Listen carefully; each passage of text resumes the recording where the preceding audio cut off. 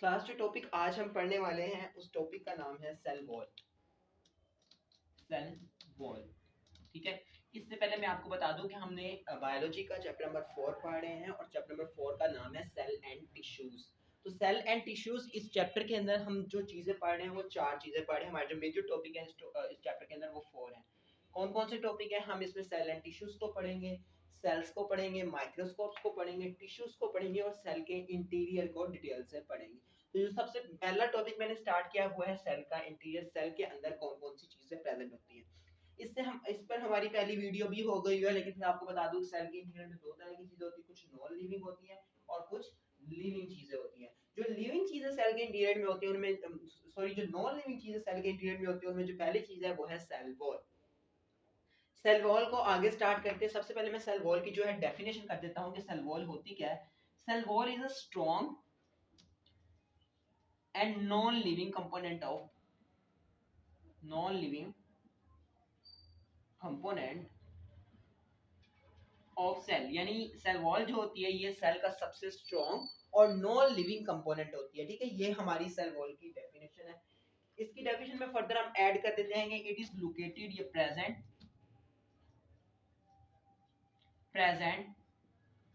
Outside of plasma membrane. ये cell membrane, cell wall जो होती है ये हमारी जो प्लाज्मा मेम्ब्रेन होती है इसके बाहर वाली साइड पे प्रेजेंट होती है,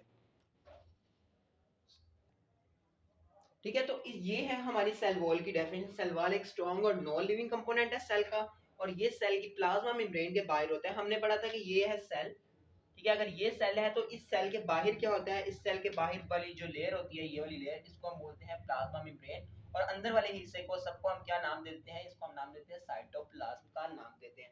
लेकिन यहाँ पर ये बात करते हैं, ये कहता है कि इस प्लाज्मा मेम्ब्रेन के बाहर भी एक लेयर होती है जिसको सेल वॉल कहा जाता है, ठीक है। लेकिन यहाँ पर एक एक्सेप्शन है, वो ये है कि जो सेल वॉल होती है, सॉरी सेल वॉल कहा जाता है, ये सेल वॉल हर सेल में नहीं प्रेजेंट होती, it is not present in all the cell, ठीक है। ये एक्सेप्शन है इसकी, not present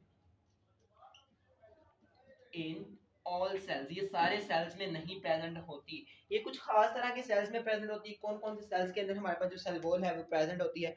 cell wall present होती है हमारे पास किन किन सेल्स में, यहाँ पर उन सारे सेल्स का मैं नाम लिखूंगा कि किस किस सेल्स में प्रेजेंट होती है। इससे पहले पिछले चैप्टर में आप लोगों ने किंगडम्स पढ़ी थी, तो हम बारी बारी हर किंगडम में देखेंगे कि इस किंगडम में किस किस के अंदर सेल वॉल होती है और किस किस में सेल वॉल नहीं होती। सबसे पहले हमारी जो किंगडम होती है मोनीरा, किंगडम मोनीरा में हमारे पास जो बैक्टीरिया होते हैं, इन बैक्टीरिया में हमारे पास सेल वॉल होती है, ठीक है। उसके बाद इनके लिए हम एक और वर्ड यूज करते हैं प्रोकैरियोट, तो प्रोकैरियोट में हमारे पास सेल वॉल होती है। इसके बाद हम बात कर लेते हैं, चले मैं इसको ना इरेज करता हूँ और मैं इनको नीचे, क्योंकि आगे हमने इन चीज़ों को डिटेल में देखना है तो इनकी डिटेल यहाँ पर भी मैं नहीं कर पाऊंगा, तो इसलिए मैं इनको थोड़ा सा नीचे की तरफ कर देता हूँ। और ये नोट्स मैं आपके लिए बना रहा हूँ ताकि इन नोट्स का आपको फ़ायदा भी हो, ठीक है। अब हम देखते हैं कि किस किस में सेल वॉल होती है। सबसे पहले हम देखते हैं कि बैक्टीरिया के अंदर सेल वॉल होती है। बैक्टीरिया के लिए एक और वर्ड हम यूज करते हैं प्रोकैरियोट, तो इसका मतलब क्या हुआ कि प्रोकैरियोट्स में सेल वॉल होती है। दूसरी जो हमारे पास फंजाई आती है किंगडम, वो है प्रोटिस्टा, सॉरी फंजाई बोल दिया मैंने। प्रोटिस्टा के अंदर सेल वॉल होती है, तो प्रोटिस्टा के अंदर सेल वॉल होती है, लेकिन प्रोटिस्टा के अंदर जो एल्गी होते हैं सिर्फ उन्हीं में ही सेल वॉल होती है, ठीक है। एल्गी में सेल वॉल होती है, बाकी प्रोटिस्टा के किसी भी कंपोनेंट, किसी भी मेंबर में सेल वॉल नहीं होती। तीसरी जो हमारे पास किंगडम है वो है फंजाई, तो फंजाई में भी सेल वॉल होती है। और चौथी हमारी किंगडम है प्लांटी, तो प्लांट्स में भी सेल वॉल होती है। तो ये मैंने आपको बता दिया कि किस किस किंगडम में सेल वॉल होती है। अब हम इनको थोड़ा सा डिटेल में कर लेते हैं। प्लांट के अंदर अगर सेल वॉल की बात की जाए तो प्लांट में दो तरह की सेल वॉल होती है, इसकी हम बाद में बात करते हैं। चले हम स्टार्ट ही प्लांट से करते हैं, ठीक है। प्लांट्स की सेल वॉल किस तरह की होती है इसकी अगर मैं बात कर लूँ, प्लांट्स में दो तरह की सेल वॉल होती है। कुछ प्लांट्स ऐसे होते हैं जिनमें वन सेल वॉल होती है, क्या, वन सेल वॉल। और कुछ प्लांट ऐसे होते हैं उनमें टू सेल वॉल होती है, ठीक है। मैं इसको साथ में लिख देता हूँ, टू सेल वॉल। तो जिन प्लांट्स में वन सेल वॉल होती है उनमें सिर्फ एक ही सेल वॉल होगी, और जिनमें दो सेल वॉल है ऑब्वियसली उनमें कितनी सेल वॉल्स होगी, दो सेल वॉल होगी। तो जो बाहर वाली सेल वॉल होती है उसको हम क्या नाम देते हैं, उसको हम प्राइमरी सेल वॉल कहते हैं। क्या नाम देंगे, प्राइमरी सेल वॉल। और ये चीज आपने याद रखनी है कि प्राइमरी सेल वॉल कहाँ होती है, ये आउटसाइड पे होती है, बाहर की तरफ होती है। ये चीज याद रखनी है, अक्सर बच्चे इस एमसीक्यूज में गलती कर देते हैं, आउटसाइड पे। आपको इसके लिए एक मैं बता देता हूँ, आपने पी ओ वर्ड याद रखना है या ओपी याद रख ले, ठीक है, ओपी। तो ओ और पी यानी प्राइमरी जो है वो आउटसाइड पे होती है, ठीक है। इससे आपको आइडिया हो जाएगा कि प्राइमरी जो है वो कहाँ होती है, आउटसाइड पे होती है। तो ये आपको पता चल गया। लेकिन हम बेसिक चीज देखने वाले हैं कि इसकी कंपोजिशन क्या होती है। तो प्राइमरी सेल वॉल जो प्लांट्स के अंदर होती है किस किस चीज में मिलकर बनी होती है, प्राइमरी सेल वॉल जो होती है सेलुलोज से मिलकर बनी होती है, सेलुलोज में मिलकर बनी होती है, ठीक है। अब प्राइमरी सेल वॉल जो होती है ये ऑल प्लांट्स के अंदर प्रेजेंट होती है, सारे के सारे प्लांट्स के अंदर प्रेजेंट होती है। ये तो हमने बात कर ली प्राइमरी सेल वॉल की। अब आपको मैं बताता हूँ सेकेंडरी सेल वॉल की बात बताता हूँ। सेकेंडरी सेल वॉल कौन होती है और कहाँ कहाँ प्रेजेंट होती है। तो यहाँ पर मैं लिख देता हूँ सेकेंडरी सेल वॉल। थोड़ी सी राइटिंग खराब हो रही है यहाँ पे।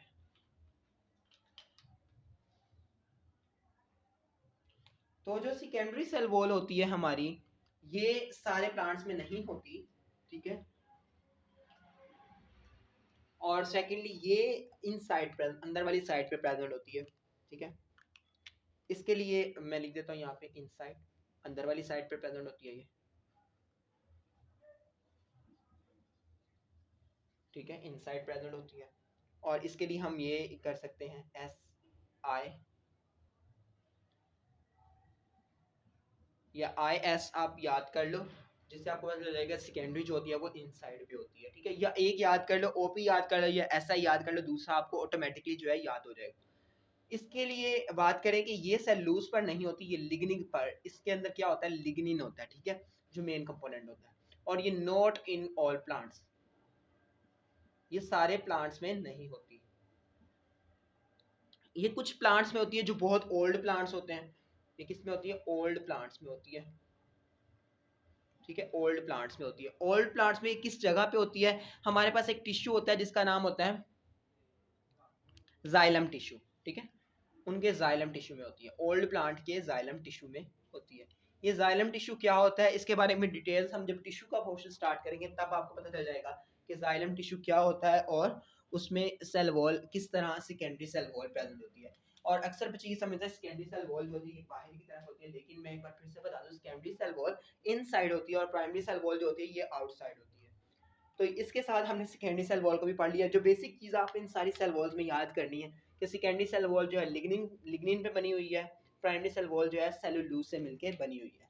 नेक्स्ट हमारे पास जो फंजाई की सेल वॉल आती है, ये किससे मिलकर बनी होती है, ये काइटिन से मिलकर बनी होती है। किससे, काइटिन से।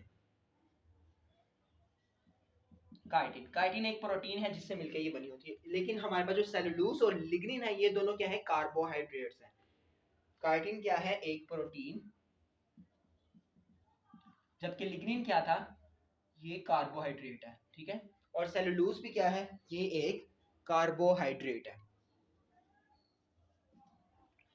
अब एल्गी की जो सेल वॉल होती है ये किससे मिलकर बनी होती है, एल्गी के सेल वॉल के अंदर बहुत से रैंडम कंपाउंड्स प्रेजेंट होते हैं।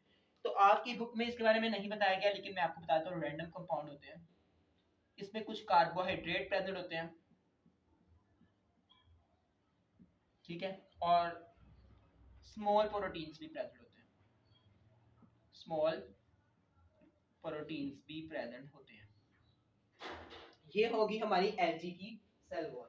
उसके बाद बात आती है बैक्टीरिया की यानी प्रोकैरियोट्स की। प्रोकैरियोट्स की जो हमारे पास सेल वॉल होती है ये हमारे पास किससे मिलके बनी होती है, ये मिलके बनी होती है पेप्टाइडोग्लाइकेन से। किससे मिलके बनी होती है,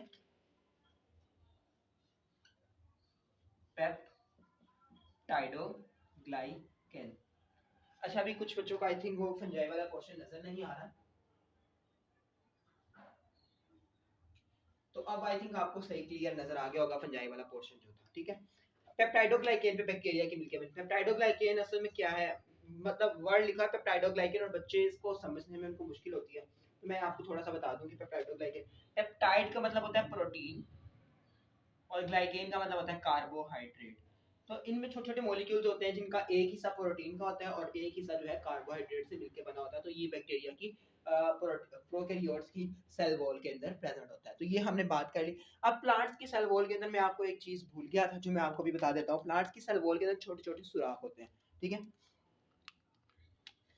यहाँ पर थोड़ी सी मुझे स्ट्रक्चर बनानी होगी। ये है एक सेल, ठीक है, प्लांट का सेल है, और ये है एक दूसरा प्लांट का सेल, ताकि आपको थोड़ी अच्छे तरीके से समझा दूं मैं। ये है इसके बाहर सेल वॉल और इसके बाहर भी सेल वॉल है। मैंने इन दोनों को साथ नहीं जोड़ा, लेकिन ये साथ जुड़ी होती है, मैंने सिर्फ आपको समझाने के लिए साथ नहीं जोड़ा। अब यहाँ पर भी एक छोटा सुराख होगा, यहाँ पर भी एक छोटा सुराख होगा, ठीक है। सेल वॉल के अंदर एक छोटा सा सुराख है, ये सिर्फ सेल वॉल में है, प्लाज्मा मेम्ब्रेन में नहीं है। यहाँ पर प्लाज्मा मेम्ब्रेन में भी बन, ठीक है। अब आपको क्लियर हो गया कि सिर्फ और सिर्फ सेल वॉल में। यहाँ पर भी कोई सेल होगा तो यहाँ पर भी सुराख है, यहाँ पर भी सुराख है। ये एक सुराख नहीं है, यहाँ पर ढेरों सुराख होंगे, ठीक है, काफी ज्यादा सुराख होंगे। तो यहाँ पर ढेरों सुराख, इन सुराखों के जरिए से जो मॉलिक्यूल्स हैं वो एक सेल से दूसरे सेल में जाते हैं। ये किस में होता है? सिर्फ प्लांट्स में, ठीक है। और इन सुराखों को हम क्या नाम देते हैं? इन सुराखों को हम एक खास नाम देते हैं,